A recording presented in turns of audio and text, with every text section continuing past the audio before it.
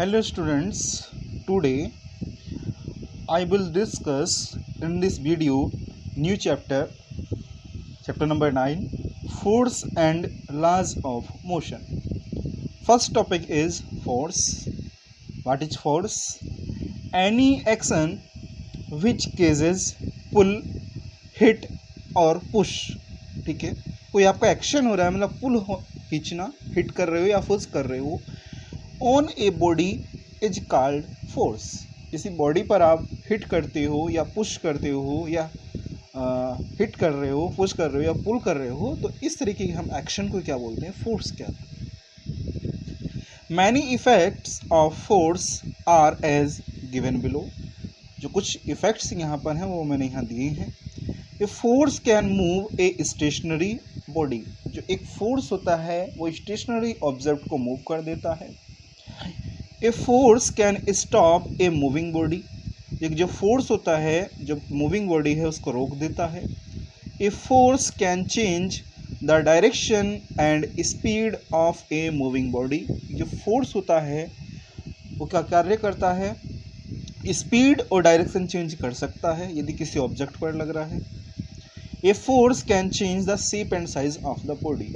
एक फोर्स के माध्यम से हम किसी बॉडी की शेप और साइज भी चेंज कर सकते हैं। तो बेसिकली यहाँ पर हम टू टाइप के फोर्सेस के बारे में फंडामेंटल स्टडी करेंगे। तो forces are of two types, balanced force और अनबैलेंस्ड फोर्स।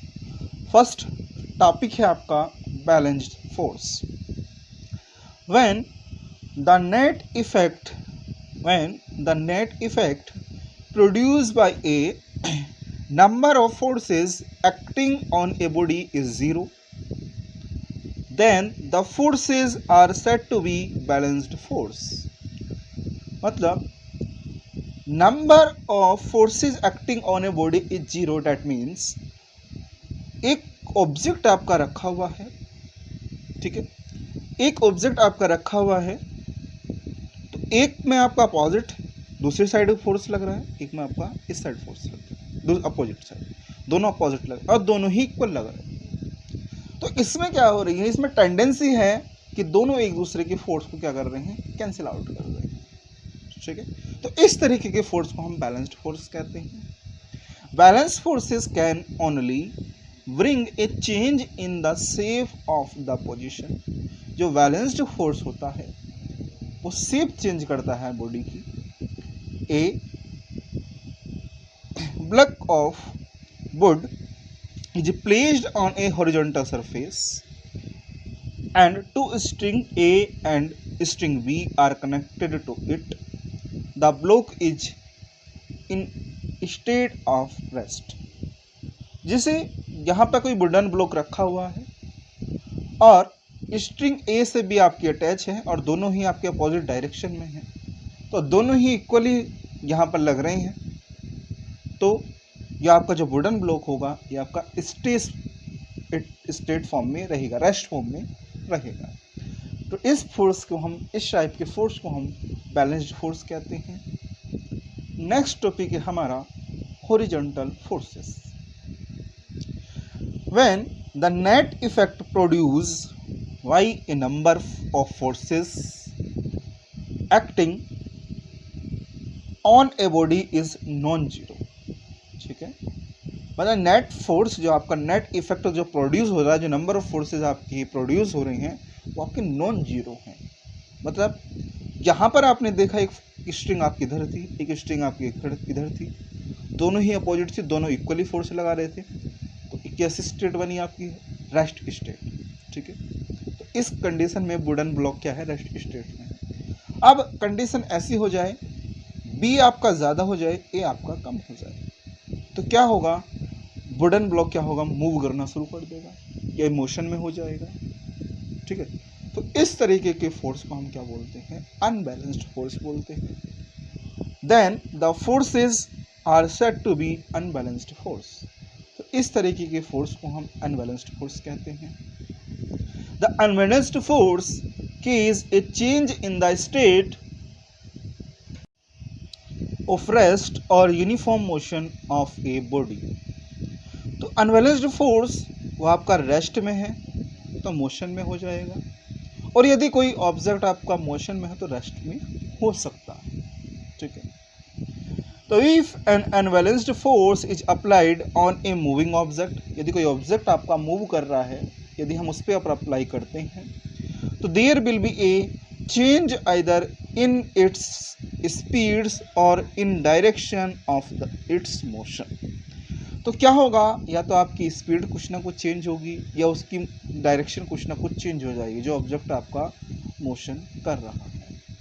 दस, to accelerate the motion of the object, अगर ऑब्जेक्ट आपका एक्सीलरेट करना शुरू कर देता है, अनबैलेंस्ड फोर्स इज रिक्वायर्ड, तो हमें अनबैलेंस्ड फोर्स की रिक्वायरमेंट पड़ेगी।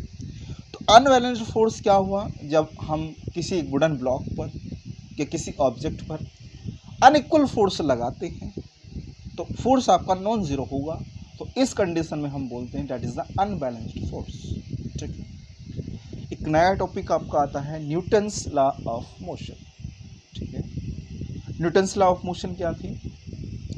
Newton studied the idea of Galileo regarding the motion of an object. यदि कोई ऑब्जेक्ट आपका मूव कर रहा है, उसकी रिगार्डिंग जो गैलीलियो की आइडियाज़ थे, जो उनके विचार थे, न्यूटन ने उनके बारे में स्टडी करी। He formulate 3 fundamental laws that governs the motion of the object. तो उन्होंने ही उसके फंडामेंटल लॉज के बारे में बताया था, जो आइडियाज़ थी गैलीलियो के, और वो क्या थे आपकी? These 3 laws are known as Newton's law of motion. वो तीनों क्या थे आपकी? न्यूटन्स लॉ ऑफ मोशन थी। फर्स्ट ऑफ ऑल वो आपके गैलीलियो जो एक साइंटिस्ट थे, उन्होंने आइडियाज़ दिए थे, लेकिन उनके जो फॉर्मूला दिए जो मोशन ऑफ द ऑब्जेक्ट के बारे में, वो न्यूटन जो साइंटिस्ट थे उन्होंने दिए थे। तो अब यहाँ पर देख लेते हैं Newton's first law of motion. Previous chapter में आपने पढ़ा था, प्रीवियस चैप्टर में न्यूटन्स इक्वेशन ऑफ मोशन पढ़ी थी, लेकिन हम यहाँ न्यूटन्स लॉ पढ़ेंगे जो आपके दी गई हैं, जो मोशंस के लॉज हैं वो हम यहाँ पर डिस्कस करेंगे। तो न्यूटन फर्स्ट लॉ क्या है? It state that an object will continue to remain in its state of rest. मतलब यदि कोई ऑब्जेक्ट आपका स्टेट, मतलब कि स्टेट ऑफ रेस्ट, मतलब कोई रुका हुआ है, ठीक है, और of uniform motion along a straight line, यदि कोई ऑब्जेक्ट यूनिफॉर्म मोशन में है स्ट्रेट लाइन में, unless an external force act on it, तो जब तक उस पर हम कोई एक्सटर्नल फोर्स नहीं लगाते तो वो यूनिफॉर्म मोशन में नहीं होगा, यदि कोई ऑब्जेक्ट आपका रेस्ट पे है। और यदि कोई ऑब्जेक्ट आपका यूनिफॉर्म मोशन में है, वो तब तक रेस्ट पर नहीं होगा जब तक हम कोई एक्सटर्नल फोर्स न लगाते। और यही क्या कहलाता है आपका? Newton's first law of motion कहलाता है। जैसे for example, a person standing on a moving बस, मतलब कोई आपकी जो बस है वो आपकी मूव कर रही हो और आप खड़े हुए हैं। Fall forward if driver apply brakes suddenly. अब जैसे ड्राइवर क्या होता है, ब्रेक्स अप्लाई करता है, मतलब एक बस पर फोर्स लगाता है इस तरीके से, क्योंकि मूविंग मोशन में है, कार आपकी मूव कर रही है, उसने क्या काम किया, ब्रेक लगा दे, तो आप जो हो फॉरवर्ड फॉल, आगे की ओर गिर जाते हैं। तो ये कैसा हुआ आपका? फर्स्ट लॉज ऑफ मोशन हुआ। इसके बाद एक टॉपिक है आपका इनर्शिया। देख लेते हैं इनर्शिया क्या टॉपिक है। Inability of an object to change its state of rest और of uniform motion along a straight line is called inertia of the object. ठीक है, इनएबिलिटी, एक एबिलिटी होती है ऑब्जेक्ट में to change the state of rest, इसकी जो state है उसको चेंज करने की, या यूनिफॉर्म मोशन यदि कोई मूव कर रहा है तो उसको रोकने की। मतलब मोशन में है तो क्या पता रेस्ट में आ जाए, और या ये हो सकता है कि रेस्ट में है तो वो मोशन में हो जाए। एक एबिलिटी होती है ऑब्जेक्ट की, इसी एबिलिटी को हम क्या बोलते हैं? इनर्शिया ऑफ द ऑब्जेक्ट कहते हैं। ठीक है, बेसिकली जो टाइप ऑफ इनर्शिया है वो आपकी 3 टाइप्स के हैं। तो फर्स्ट यहाँ पर मैंने डिस्कशन किया है inertia of rest. The tendency of a body to oppose any change in state of rest is known as inertia of rest. एक टेंडेंसी है बॉडी की, बॉडी अपोज कर रही है उसकी स्टेट को चेंज करने के लिए, जब कोई रेस्ट पे है तो इसे हम क्या बोलते हैं, इनर्शिया ऑफ रेस्ट बोलते हैं।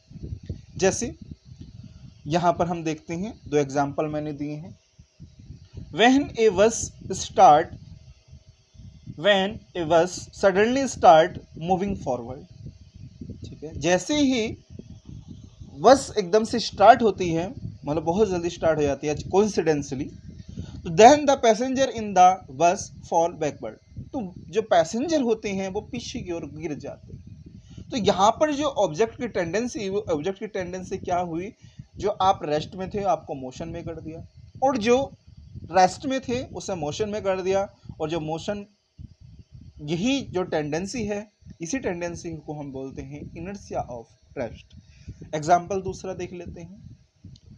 द कारपेट इज बिटेन, जब हम कारपेट को पीटते हैं, beat stick to remove the dust particle, तो हम कारपेट को जब हम स्टिक से पीटते हैं तो डस्ट पार्टिकल आपके रिमूव हो जाते हैं, क्योंकि पहले तो आपके रेस्ट में थे, अब जो डस्ट पार्टिकल हैं वो कैसे हो गए, आपके मोशन में हो गए। तो ये भी आपका एग्जाम्पल इनर्शिया ऑफ रेस्ट।